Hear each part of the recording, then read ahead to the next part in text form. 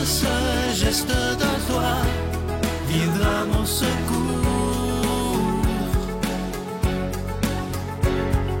Viens semer dans mon âme le grain de l'amour. Je traverse un désert et je meurs de soif. Montre-moi le mystère qui garde la foi. Bonjour, bienvenue à votre émission La Victoire de l'amour. J'espère que vous allez bien ce beau lundi. Déjà presque la fin novembre. Le temps passe tellement vite, ça commence à sentir Noël. Je ne sais pas si vous êtes comme moi, mais j'aime beaucoup Noël. Aujourd'hui, j'aimerais partager avec vous un texte absolument magnifique que j'ai découvert dernièrement. Je ne sais pas si vous l'avez déjà lu en quelque part, mais c'est tellement signifiant que je vais le lire très, très lentement et vous pourrez le retrouver sur notre site Internet également. Ça s'intitule « Le train de ma vie ». Écoutez bien, c'est de toute beauté. À la naissance, on monte dans le train et on rencontre nos parents.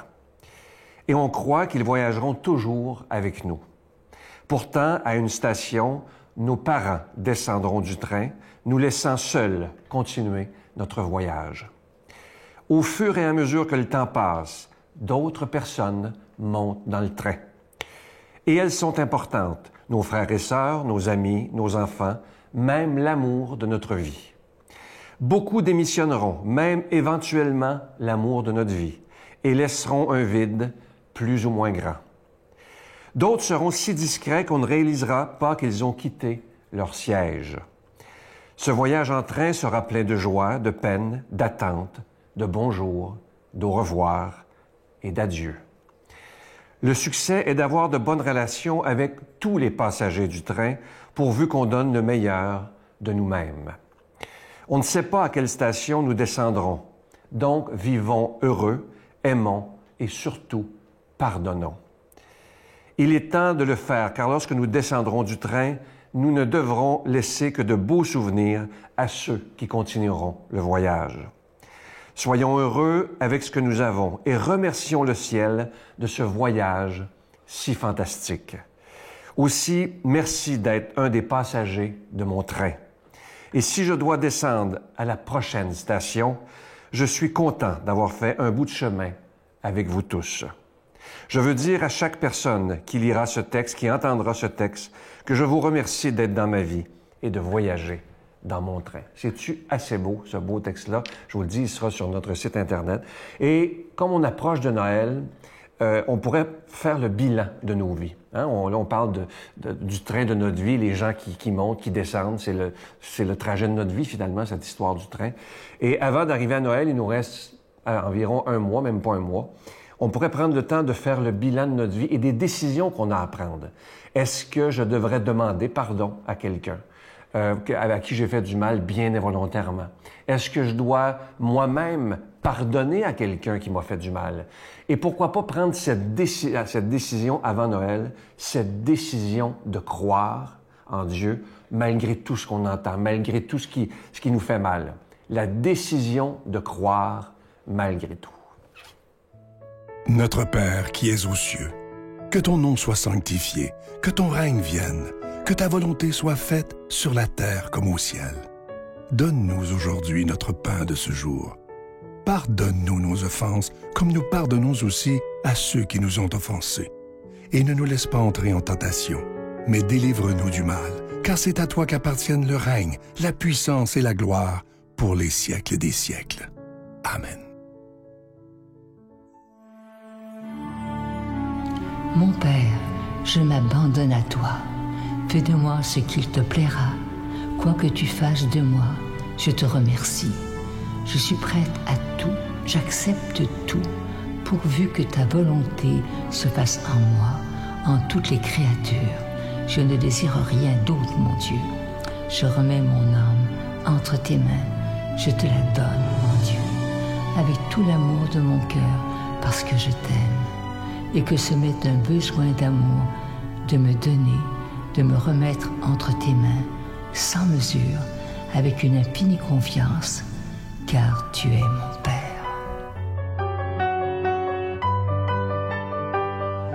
Je suis tellement content de vous parler de ce magnifique cadeau du mois de décembre. Il s'agit d'un pendentif exclusif à la Victoire de l'amour, le pendentif de Marie Consolatrice. Il est en acier inoxydable, gravé au laser et orné de petits zircons. Ce cadeau, il est déjà béni et à votre demande, il inclut la chaîne. Et je veux vous dire merci de tout ce que vous ferez en cette période de Noël pour la Victoire de l'amour. Je veux d'abord vous dire merci de votre offrande spéciale de Noël, mais aussi merci de donner des moyens au bien. Vous savez que le mal a tous les moyens dans le monde, mais il faut se donner des moyens pour faire connaître le bien. Je vous donne l'adresse, la Victoire de l'amour, case postale 120, succursale Boucherville à Boucherville, le J4B 56, je vous la redonne. La Victoire de l'amour, case postale 120, succursale Boucherville à Boucherville, le J4B 56. Également par téléphone, par carte de crédit, du lundi au vendredi, de 8h30 à 16h30 dans le 514-523-4433, 523-4433 ou sans frais le 1-888-811-9291, 1-888-811-9291 et aussi sur notre site Internet. Vous savez que c'est une façon très rapide, sécuritaire et efficace de faire votre don, le www.lavictoiredelamour.org. Alors, je vous rappelle que vous le recevrez avec un don de 25 $, si vous en voulez deux, avec un autre 40 $. Et je vous rappelle que l'épinglette de l'Ange de Noël, collection 2021, est toujours disponible. Alors, comme je vous disais tantôt, merci de donner des mains à la Providence et merci de donner des moyens au bien. Ça, c'est tellement important, je vous le répète. Donnons des moyens au bien de se faire entendre.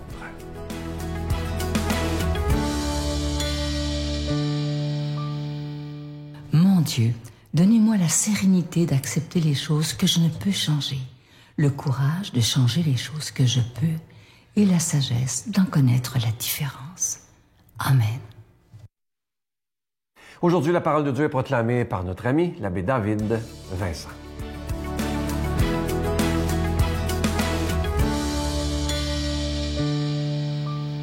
L'Évangile d'aujourd'hui nous propose de découvrir la foi dans une personne insoupçonnée. Avec Jésus, émerveillons-nous de la foi parfois qui est cachée dans le cœur des gens. Bonne nouvelle de Jésus-Christ selon saint Matthieu. Jésus était entré à Capharnaüm. Un centurion de l'armée romaine vint à lui et le supplia. « Seigneur, mon serviteur est au lit chez moi, paralysé, et il souffre terriblement. » Jésus lui dit, « Je vais aller le guérir. » Le centurion reprit. « Seigneur, je ne suis pas digne que tu entres sous mon toit, mais dis seulement une parole et mon serviteur sera guéri. Ainsi, moi qui suis soumis à une autorité, j'ai des soldats sous mes ordres. Je dis à l'un, va, et il va. À un autre, viens, et il vient. Et à mon esclave, fais ceci, et il le fait. » À ces mots, Jésus fut dans l'admiration et dit à ceux qui le suivaient, « Amen, je vous le déclare, chez personne en Israël, je n'ai trouvé une telle foi. Aussi, je vous le dis, beaucoup viendront de l'Orient et de l'Occident et prendront place avec Abraham, Isaac et Jacob au festin du royaume des cieux. » Acclamons la parole de Dieu. Louange à toi, Seigneur Jésus.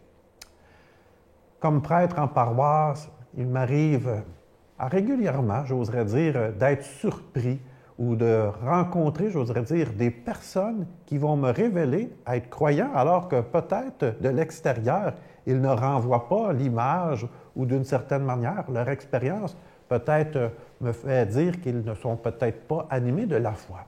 Et pourtant, j'oserais dire qu'il y a souvent des manifestations de la foi chez des personnes peut-être qu'on penserait qu'ils ne l'ont pas. Il faut souvent aller voir dans le cœur des gens. Ça me fait penser à quelques exemples concrets. Je pense à un jeune couple qui était venu assister à un baptême que je célébrais à l'Église. Bien, ce couple ont tellement été touchés par l'importance de nommer les valeurs et de s'engager, j'oserais dire, avec Jésus dans leur vie, que quelques semaines après, ils m'ont appelé pour me demander de pouvoir célébrer leur mariage. Un couple qui vivait déjà ensemble depuis plusieurs années et qui, après avoir été, j'oserais dire, touchés dans le cœur, ont décidé de poser ce geste de l'engagement avec Jésus dans leur amour. Ou encore à ce jeune adolescent qui, après avoir vécu la préparation, la célébration de la confirmation, décide à l'école d'organiser un marathon pour venir en aide aux étudiants qui vivent plus certaines difficultés. Ce jeune, à travers sa préparation à la confirmation, a été touché par l'engagement de Jésus pour aider les autres qui sont dans le besoin. Lui aussi a décidé de faire quelque chose à son tour. Un autre exemple très concret, lors d'une funéraille, à la sortie, personne vient me voir, me donne la main, il me dit « Vous savez, je me suis toujours considéré comme athée. Mais je me suis laissé toucher, j'ai été touché par la funéraille, par le grand respect, par l'Évangile aussi, et j'avoue que ça me pose question. Ça me rebranche sur mes valeurs intérieures. » C'est quand même incroyable de constater des fois comment dans le cœur des gens, il y a cet espace de foi, même chez des personnes peut-être qu'on ne penserait pas qu'ils l'ont dès le départ. Toute sa vie, Jésus n'a fait que cela, être attentif, lire la foi dans le cœur des hommes et des femmes. Jésus n'impose pas la foi, il n'oblige pas les autres à croire, mais il est sensible à ce qu'il y a dans le cœur des gens.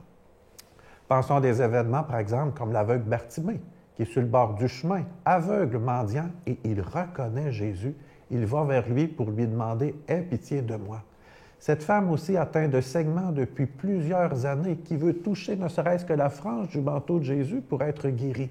Et aujourd'hui, le centurion romain. Un homme important, ce n'est pas un simple soldat, c'est un centurion dans l'armée. Ce n'est pas un juif. Il est loin, j'oserais dire, de la pratique religieuse juive. Il n'est même pas croyant. Il ne connaît pas les rites de la religion juive. Pourtant, il vient vers Jésus et il vient pour lui demander d'aider, de sauver, de soigner un de ses serviteurs. Jésus va tellement être touché qu'il va oser affirmer qu'il n'a jamais vu autant de foi en Israël. Un centurion, un homme romain de l'extérieur qui pourtant se laisse toucher par le cœur et vient vers Jésus. Bien, j'oserais dire, aujourd'hui, nous autres aussi, ayons ces mêmes yeux que Jésus pour être capables de lire la foi dans le cœur des gens. Bien des personnes, peut-être, nous paraissent non pratiquants, loin de l'Église, ou peut-être d'une certaine manière, on pourrait avoir l'impression que ça lui passe par-dessus la tête, comme on pourrait dire en bon québécois. Mais pourtant, on ne connaît pas ce qu'il y a dans le cœur des gens. Soyons à la fois très respectueux et comme Jésus, soyons attentifs pour lire, j'oserais dire, ces signes que les personnes nous donnent qui sont animés par la foi. Et moi, je te bénis au nom du Père, du Fils et du Saint-Esprit. Amen. Je vous salue Marie, pleine de grâce. Le Seigneur est avec vous. Vous êtes bénie entre toutes les femmes, et Jésus, le fruit de vos entrailles, est béni. Sainte Marie, Mère de Dieu, priez pour nous pécheurs, maintenant et à l'heure de notre mort. Amen.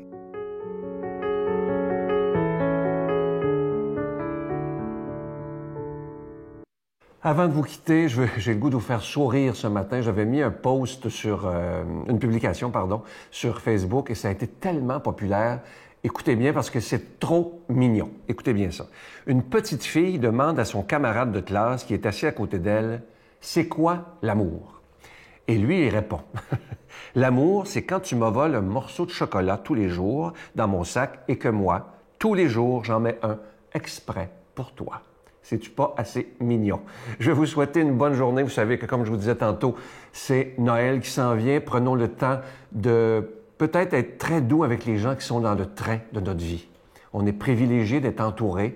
Moi, je me sens privilégié d'être entouré par ceux qui sont proches de moi, mais aussi par chacun et chacune d'entre vous. On a tellement de beaux contacts virtuellement. Parfois, je vous rencontre dans la rue et au centre d'achat ou à l'épicerie ou peu importe. Et ça me fait toujours très plaisir quand vous venez me dire bonjour. Vous me dérangez jamais et ça, je vous le promets. Alors, si on a la chance de se croiser, venez me saluer et je vais toujours être content. Je vous souhaite une belle journée. À demain. Bye.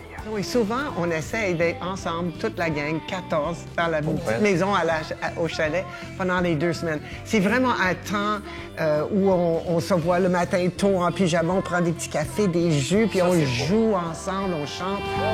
Joyeux Noël, grand-maman, je voudrais étirer le temps.